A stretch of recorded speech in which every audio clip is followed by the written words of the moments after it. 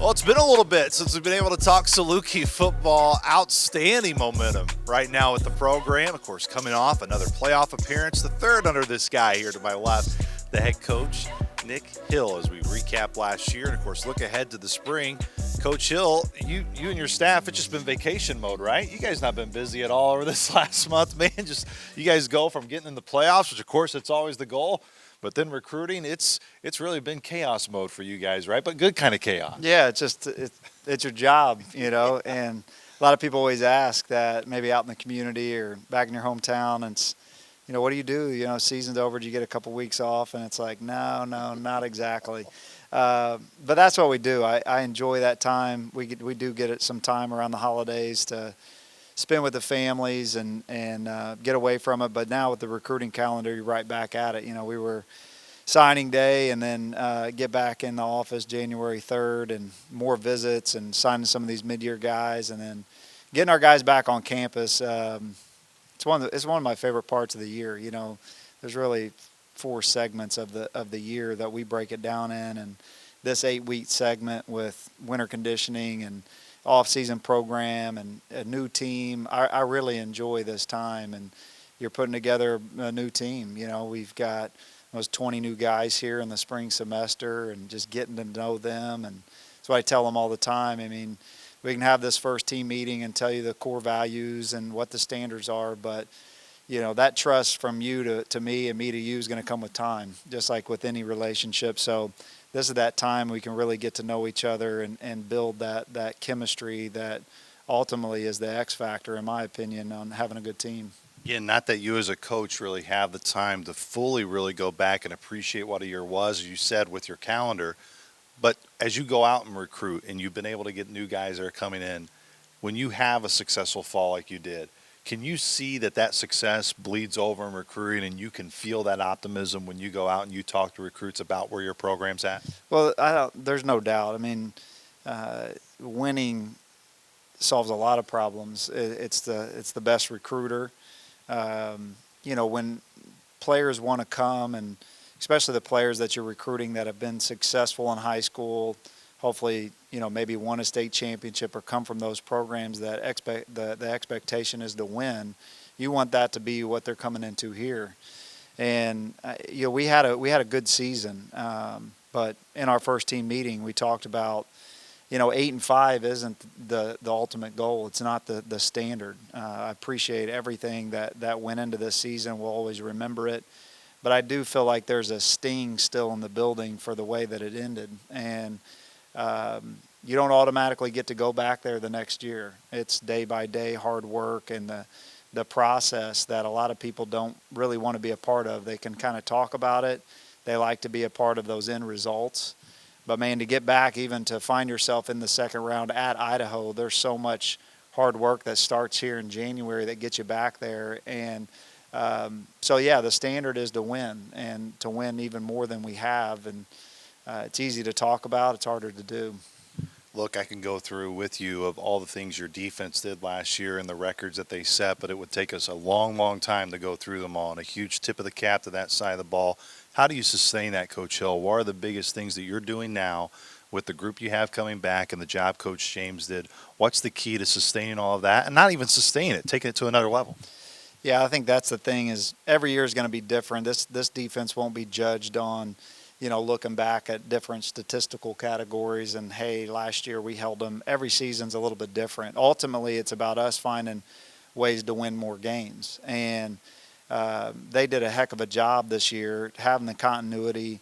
The staff has remained in place. And so now it's like we've talked about as a staff. It only gets tougher. You can't just do the exact same things. You obviously are going to have your philosophy on how you want to play and schematics, but we'll have different pieces, and how we put them in there, our strengths might be a little different than they were last year, and that's our job as coaches to figure that out. Teams have a whole season of trying to figure you out on watching tape and studying you, and this is what worked against SIU's defense, and we're going to see a lot more of that. So we have to adjust too and change what we do, and so you're constantly evolving. What you did the previous season doesn't mean it's going to happen in 2024. And I think when we all collectively have that mentality as a coaching staff, number one, modeling that to the players that, hey, just because we did something last year, this is a brand new team. We have to go back and earn it. And it starts from just the fundamental things, the basics. And that's what I like about this group. I think they have bought into that, and that's the phase that we're in right now, is just every day going to work. What you do right now in the weight room and showing up on time and sitting in the first 3 rows of class, you might not, as a 19 or 20-year-old, think that that has an effect on how you're going to play in the fall, but it does, you know. And that's how we played good defense. There was 11 guys all on the same page that had the same philosophy, that played super hard. They ran to the ball. They did the fundamental things well. And if you want to have a good team, that's what you're going to have to do. There are so many names, Coach Hill, that we've been used to say on your side of the offensive side of the ball that we won't be saying anymore. Mm-hmm. But that also means there's a big door there of opportunity for a lot of guys, even guys who we have seen the program really grow up from an offensive perspective. What has you encouraged as you head here into spring ball, as you head here in the winter conditioning months, of knowing that there's a lot of potential on that side of the ball of new names that are going to appear?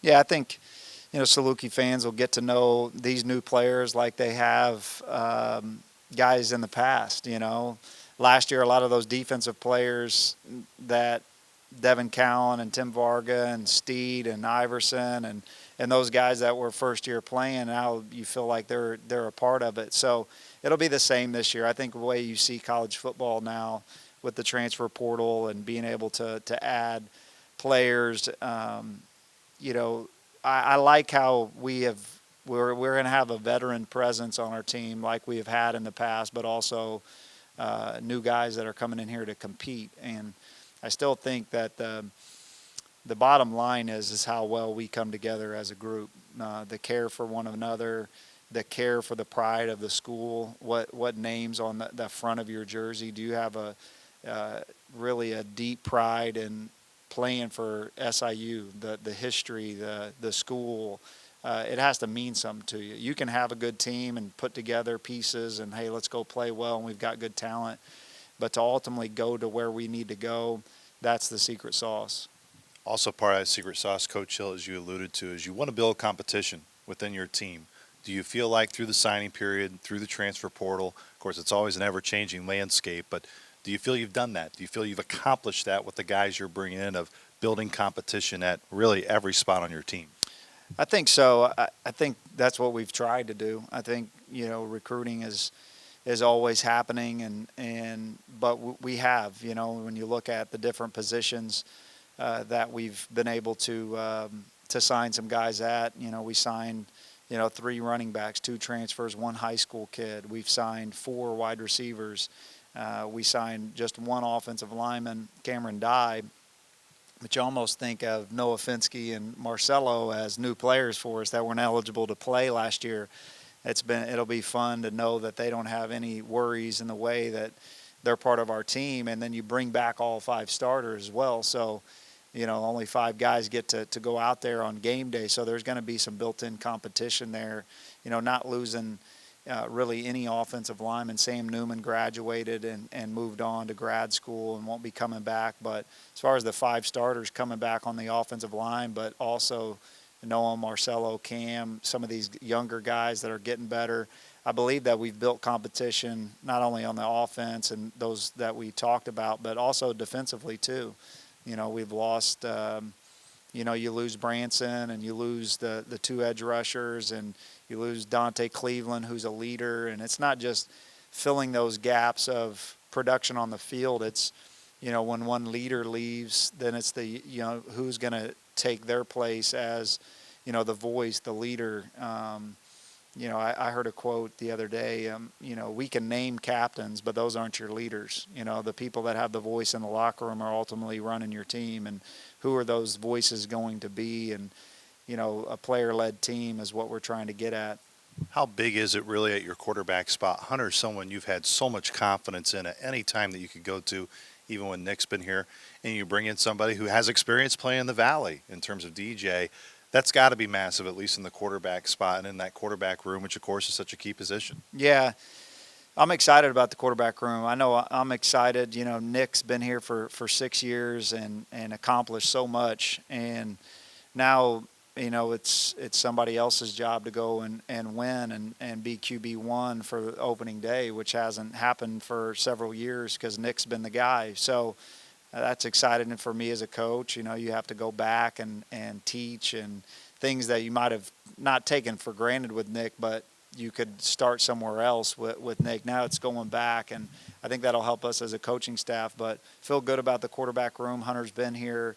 Mike Lindauer has been here, and he's healthy. And can't say enough about Mike and just what a leader Mike is. You know, I see him almost like a coach on game day, somebody that I talk to and love having on the team, and I'm excited for him to have a spring where he feels fully healthy. And then bringing DJ in here, you know, and he's brought here for a reason to compete, and we know what his mindset is and what his mentality is. And, you know, it was fun even doing that segment with Reese a little bit, you know, and just thinking back of the times, you know, I took over from Joel, but then we signed the #1 junior college quarterback in Justin Allen.